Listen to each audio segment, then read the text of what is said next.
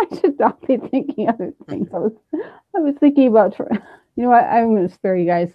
Welcome everybody to another episode of Marketing Momentum with Charles and Deborah. Hi, Charles. Hi, Deb. Hi, everybody. I gotta stop thinking things. I'm pushing buttons. It's like, okay, here's your stall time as we push the button, and even though it doesn't take very long for the button until you go live on, well, probably Facebook and Google for that matter, there's still just that lull where it's like, wow, I could think about this. I could think Yeah, you about got it this. right. Find Yeah, things to do. yeah, exactly. So our topic today is privacy in the net, privacy in the web, privacy in social, what privacy out there in the cyber world. How's that? Actually, I like that title better. Privacy in Yeah. the cyber world. I was actually thinking of this, Charles. I was watching, oh, I don't know, a cop show somewhere, and there's something with WITSEC, and I thought, years ago, it might be possible that unless you were captured on a photo in a newspaper or something or magazine, that you could actually live another life WITSEC. But That's now true. with all these like facial recognition that's even available for free for people. I mean, what do? You definitely can't have any social profile. You can't be online. You can't. I mean, it's bad enough that you have to live your life. And this is not about WITSEC. I'm just using it as an example. Yeah. The privacy. I mean, I don't know if you really could have a successful WITSEC. Yeah. I mean, I mean, everything that I guess it was interesting that they were talking to Facebook about it, and about privacy this week because I was talking to um Laurel. I said, well, when are they going to haul the rest of them in there?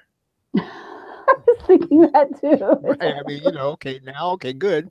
I mean, maybe these guys they got caught, but we wouldn't be having this conversation if they hadn't gotten caught. And yeah, and so what about Google and Amazon and YouTube? I mean, I mean, and that's just the big guys. What about? I mean, I don't know that's about you, just the Charles, big but folks. I log into something and okay, I get it that you want the address, you want the phone number, even though I never answer my phone, so I don't know why you asked for phone number, but whatever. I get that. But then asking for the birth date, the social security number, I refuse to give a social security number. I just don't do that unless Hmm. it's something that's going to pay something. But I don't mind if I'm going into Wells Fargo in person, setting up an account, and I'm giving some information. But I don't need to give this to every Tom, Dick, or Harry in every country of the world. Does not Right. have to have that much information about me. So, I mean, I can be honest with you. I don't give the most accurate to the lower. If you look at like stratosphere kind of layers of the bank, the federal government, or Yeah. whatever country you're in, your government, that kind of stuff. Hey, we're going with the legitimate stuff. I want to be right up Yeah. front. Regulated. You want them to be regulated before you give up that kind of information. But why does Tom, Dick, or Harry over in Timbuktu? Why do they need my social security number? I know. Yeah. And you know, um, there is a point at which you say, well, yeah, I'm not gonna let notifications. I'm not gonna let this locational thing track me or anything like that. But then I mean, it's really kind of I guess it's different, and I guess it's gonna have to be something that either we choose to kind of live with, because as you said, um, 10 years ago now is an absolutely different time. It is really a different time. I got a coupon from Groupon today, and it was a $10 coupon that you had to pay $5 for to get $10 at Starbucks for $5. So I said, okay, well that's good. And I said, well, I'm gonna tell Laurel. I said, well, you need to get one too. Tell Sydney she can Hmm. get one too. Well, they can Hey, get that's one. double your. No, well they didn't get one, and it is interesting because I mean I'm probably the one that probably drinks it the most, but I never told Groupon that, and so I barely ever even get anything from Groupon. So it's really kind of interesting how and I don't even want to guess as to how they came up with the fact that, well, let's offer it to Charles and not to Laurel and Sydney, because he likes it more. That is I don't know how interesting. they came up with that. Because isn't that something? I mean, unless you're pre-ordering it or something on Starbucks and picking it up, you're making a purchase. It's offline. right. And even if I did pre-order it, who told Starbucks to tell Groupon that? Exactly, exactly. I So mean, oh, that's kind of creepy. It's like who's watching you go to Starbucks? right, yeah. I mean, and I guess okay, so I question it, and it's interesting. My daughter Sydney was saying, "Well, Dad, you've been saying this for 3 years." I said, "Yeah, I've been saying it for 3 years. It's in the news now, but I've been talking about this for 3 years about the kind of stuff you put on that medium in particular." But like I said, even still, I mean, there's all this sharing going on amongst like these big partners, and I'm guessing, right? You can call it selling, but no, maybe they're selling, or maybe it isn't. They're sharing it though. They're sharing it with people that are also big, and then they're sort of doing stuff with it, right? And you could argue, well, you got a $10 coupon for $5. Stop complaining, right? Stop belly aching. But at Well, the I same have it time, right. yeah, I don't want them talking to each other about me, right? You talk to each other all they want to. I just want them talking to each other about me, Leave me out of it. I right? love Leave me it. out of it. I love it. What was it? I said 30 seconds. I think it was 19 seconds. And I'm sorry, I don't remember what senator or whatever. I'm not really into the whole Congress discussion. I think that's private anyway, but I think there was a blip. I don't know what I'm talking about. I'm just going to say that. But other than Mark Zuckerberg being interviewed, and there was something where the question to him was, okay, so what hotel, did, this is public, of course, and I'm watching it. And I know that, a billion other people can watch it and replay it. What hotel did you stay in last night? And Mark Zuckerberg is so boyish looking. I mean, it's cute in the sense that he looks, no offense, he looks like 10 years younger than he is. But he just had this really quizzical little boy look that was like, well. And finally, he said, "I'm not sure I'm comfortable sharing that." And then I can't remember what the next question is, and he was a little bit quicker in responding to say, I'm not really comfortable sharing that information. It's like, okay, now you're getting the idea that You're getting the people have message. private information. Yeah. Yeah, yeah, and maybe you don't want to say it in public, but would you want the hotel to talk to the rental car company? So the next time you showed up at the rental car company, oh, I see you like the Ritz Carlton. So if you like the Ritz Carlton, we have this car in this other city that you go to pretty often, which we know about because you keep your Google app open. We know this. So let's not pretend, we have the information. Let's just help you to benefit from it. And as the case is with everything, right? It's all an implied trust. So in other words, have any of these entities proven themselves worthy of an implied trust that given given the wrong set of circumstances, they'll do the right thing. They'll always do the right thing even in the wrong circumstances. And I don't know that we can say that. Well, no offense to Mark Zuckerberg, but he is not 80 years old. He has not gone through every single, tunnel and journey and path and incident and everything in life. I mean, I'm sure that he is very smart, but I know for myself, I'll say it for myself. I'll say it right now, compared to what I know now, as far as if you want to call it wisdom, Correct. real life, Hmm. compared to 18. Oh my goodness, was I an idiot? At 18, it's like people are trying to tell me don't do this. And I'm like, well, what do you know? I know everything. It's Right. like, no, no, Right. no. I did not know everything at 18. And Mark Zuckerberg, I'm sorry, I'm not trying to pick on you, but we do grow and learn things as we go, especially as we go through difficulties, really, really, really hard difficulties. And that's where I've learned the most. Yeah, and you learn some things over time. And but I guess the thing about it, right, is at 18 though, if you go back and you ask you a question, you'd say go away because I really do know what I really I really do know what I'm talking about. I don't care if you are from the future, right? I Yes, still know what I'm doing. And I've heard that from some 18-year.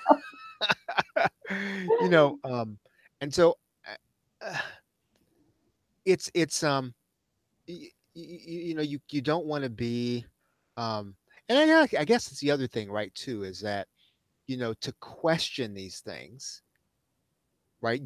And in some circles, you sound a little loony. You sound a little bit like, oh, you don't, what's wrong with you? Why don't you get it together? Who's gonna, you know, because again, and I think we probably had some of these conversations, on where we talked about some of these things, and we probably sounded like these alarmist sort of, people, anti-technology people, when you're not, but you're viewed that way.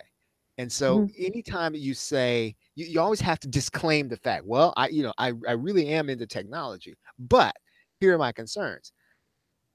I think now, you know, um, we're at a moment in time, right? And it did not feel like, and I didn't watch all the tryout. It still does not feel like, um, as a group, call it society, call it whatever you will, that we're ready to stop and really consider, right? It really feels like the machine is going forward, because if it wasn't, honestly, I mean, like I said, somebody would have stopped this thing and said, okay, you know what, enough of this stuff. Get Google in here, get Apple in here, get them all in here. Let's look at all this stuff right now. We're gonna straighten this stuff out. That doesn't sound like what's happening. What's happening is like a, kind of a public sort of show. We're gonna all kind of look at Facebook now, because they got caught. But this larger issue of, I think somebody said, who owns the information about me, whether it's a virtual self and whatever they call the information cloud that circulates around me, who owns that? Well, I own it, of course. I mean, there's no I was question about gonna that. say thank you. That's what I'm thinking. But they don't know. I don't think that they believe that, right? They're not operating as if, again, I own whether or not I like Starbucks. Starbucks has known that, right? They don't own that, so they don't get to tell Groupon about that, unless I let them know that. Right. Now, it is like everything else, though, right? I think now people need to start reading disclosure agreements, and maybe they can't all be 10,000 words scrunched down into a little bitty page so you can't read them, and you just got to click it so you can get on with it, right? So you see a disclosure agreement now you got to be thinking twice. You got to start thinking, okay, well, maybe I need to really consider reading this, and not opting in right away. That's a really good point. And not having to have glasses so that you can read that little scrunched up. Right. I mean, I'm sure I've given up my permission or my rights. I mean, a number of times, not on purpose, but it's just because you tell me I'm going to get this, whatever it is, this real benefit, if I just download this thing. And so I'm ready to download to get the thing. And so I trust that it's not going to be anything crazy because you're a big company You and can this do is a that. little bit thing, right? And so now I don't know if we can do that, but I don't get the sense though, like I said, that we're ready to change our behavior yet. And the interesting thing is, and I agree with you, Charles. And actually, you sound like when you say things, it's like, wait a minute, Michael said that. Oh, wait, Charles said that. I mean, I'm almost having this like mirror image because my husband has been saying these things for the last 2 days. As far as it's kind of like we're behind the times, we're going to see some things shifting in the future, and so forth. But as you were saying that, I kept thinking about. Okay, I have to be careful how to say this. This is not a client, so I'm not disclosing anything. I would not disclose anything in client, but and obviously keep it general. But I have a particular client I'm working with who's doing kind of like scientific research, if you will, but it's in Mhm. another country. So maybe the rules are different there. Not going to knock it. I'm just saying I understand the rules that guide psychology research because Yep. that's my area and the APA code of conduct, and especially when it comes to human research. So if it's research that involves humans, and that would include privacy, the information, things like this, disclosing to the human, participants, this is what we're going to do with the information. Is this okay? The whole thing, and making sure that it's clear. I mean, that's one thing that I will say APA, the American Psychological Association, really has down. And it's not, might be a 9-point font. It's not a 4-point font. It's not necessarily, sorry guys, it's not necessarily the most fun thing to read, but it's not going to kill you to read the code of conduct and the code of ethics.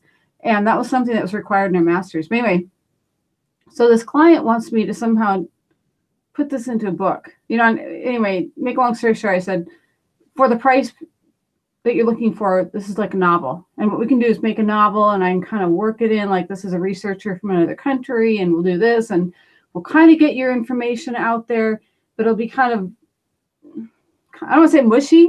Mhm. It's a novel format rather than research. But I said I can't use your research, and honestly, I can't. Under the APA, I cannot Right. just use the research that this person did in another country that may or may not follow the rules of how the human beings are supposed to be treated in research that's done in the United States. And I told him that. I said, I will not use something that violates my code of ethics that I have agreed to with the American Psychological Association. So anyway, all that to say, I don't mind, but I'm like bound, handcuffed to the APA code of ethics, and that's fine. I'm used to it now. Research, the whole thing, and even research on Facebook. By the way, for my dissertation, plan on using Facebook. But even how I put together the Facebook ad to ask Governed by this. people, yes, and when they come to me, it's like, okay, here's. Do you agree to this? Do you agree to this? The whole thing. And you're right, Charles. They own the information about them. I'm asking them permission to borrow the responses that they give me, that they willingly give me after I've disclosed exactly how I'm going to use it. And then that information is used in my dissertation. That's it. I don't use the information. I don't give it to Starbucks or Right. Amazon or anything else. It is used for a dissertation. That's it. If they let me. Right. And but if those rules are not there, right? I mean, you could, right? Theoretically, you could. And I guess that is kind of where some of this is going, right? I mean, the internet is maturing. Mhm. Um, I think there are always questions about how much you want it to be regulated. I don't really claim to know all the rules about net neutrality and all the other stuff and what's regulated, what isn't. That being said, uh, if you feel free to do something, I'm really dependent on your goodness. I'm dependent on you being good. In your case, I'm not dependent on you being good. I'm dependent on you wanting to keep your license and you wanting to be so there has to be something. There has to be Mhm. something that says, hey, you can't do this.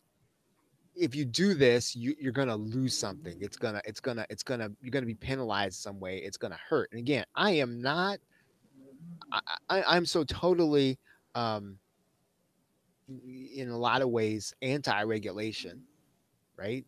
Eh, but in this case though, um again, this did not have to happen for me to be wary of of people who have access to this information.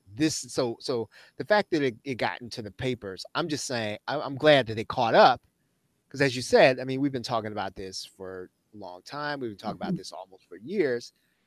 Okay, wonderful. They caught up. So now what is somebody going to do? And like you said, that's such a great analogy, right? You can't use interviews any way you want to. You can't and that has to do with the APA guidelines. And somebody has to say some kind of guideline. Somebody has to say something that hey, you can only do this. And then it can't be the Facebook rule, right? And that's my fear, right? About this is that we caught Facebook. So this is going to become the Facebook rule because it, and that would be so now at the on the other end, right? You and I making our living, doing what we do. It's because of these folks, and generally we don't have access to that kind of tool and that kind of and the means to do anything with it. Then because of what they're doing, then it affects what we do because someone's going to say, well, we've got to decide on a rule, and then that rule is going to affect Like a how the trickle. little guy, right, it's going to trickle down to how the little guy does. As it always does, and the little guy ends up paying the, the biggest price if you look at like ROI and the whole balance of things. And Charles is thinking on the other end, the completely unregulated. Have you seen software programs? And I try not to knock the people that develop them. I just figure they have a different perspective from mine because see, I forget that I look at everything through that filter of the APA regulation, and I have to remind myself Some people just don't know, or just don't think that way, or just don't see the world that way because they've never You thought don't of have it or whatever. But there's software out there where you can go grab other people's photos. I guess I think of it because Michael's a photographer. And I'm thinking, what if he posts one of his photos and he's posting it as a photographer? He just wants to have his family and friends see it on Facebook. He's not posting it for public use, not even for, any kind of use, just his. right. And but there's software out there that you can just go grab photos, repost them as your own. I'm looking at that going, yes, it's bad enough that you might do that, but you're selling software to other people so they can do it. And I don't buy that software personally. Now Right. linking, Yeah. it's Yeah. one thing. You see something you like, link to it because then you feel like you're giving credit to the original poster. But grabbing the original image, posting as your own, putting your own text, and the original person that took that photo never ever gets credit. I feel like that's stealing. That's how I feel. Yeah. And I guess, and that is the issue, right? It's like who's going to write the rules? Um, because our perspective is coming from, as you said, having lived X number of years, and so we've got this perspective. And so the question is going to be now, who's going to write the rules? Because I know for a fact that you know people view even music, as now, right? Some people view it as, hey, you know what? I shouldn't have to pay for this. Shouldn't have to pay for this. I'm like, yes, you do. I had to work Right. today. And so I mean we've got totally different perspective about that. And again, I mean I don't use this to hate on millennials or anything like that, but I know their perspective is different, right? And so if they're going to write the rules, then that's going to affect and govern how this is going to go. And I don't know how comfortable I'm going to be. That's a good point. I know this could be a whole other show, but on for the longest time, and Charles, I know you know this because even at the beginning when we first met, it was like I couldn't do covers on YouTube because like that's covers. That's without paying. It wasn't just giving credit. It was well if you get permission. There were some covers I did that actually knew the people and asked them, and they gave me permission, and I said, hey, Right. by permission, the whole thing. But like Killing Me Softly, I eventually did that on my album, but I went and paid Harry Fox to be able to do that for digital distribution. So I did what I was supposed to do, but there are so many covers on YouTube. And I was like, who's checking license? And now it's okay. And And now it's okay. No, exactly. And well, YouTube will do it for you. yeah, and well, see, is it okay? Right? I don't know if it's okay. It's sort of like now, um, sort of become almost like if you're the original copyright holder and somebody does a cover, then if they didn't get permission but they're bringing you publicity, then you're supposed to like it or go with it. And the thing is kind of changed, it's kind of turned around, and this whole idea of ownership, right? I mean, do you really own? Can you really own an idea? And that it is really again going to depend on sort of who decides what the APA of our data is going to be. Yep.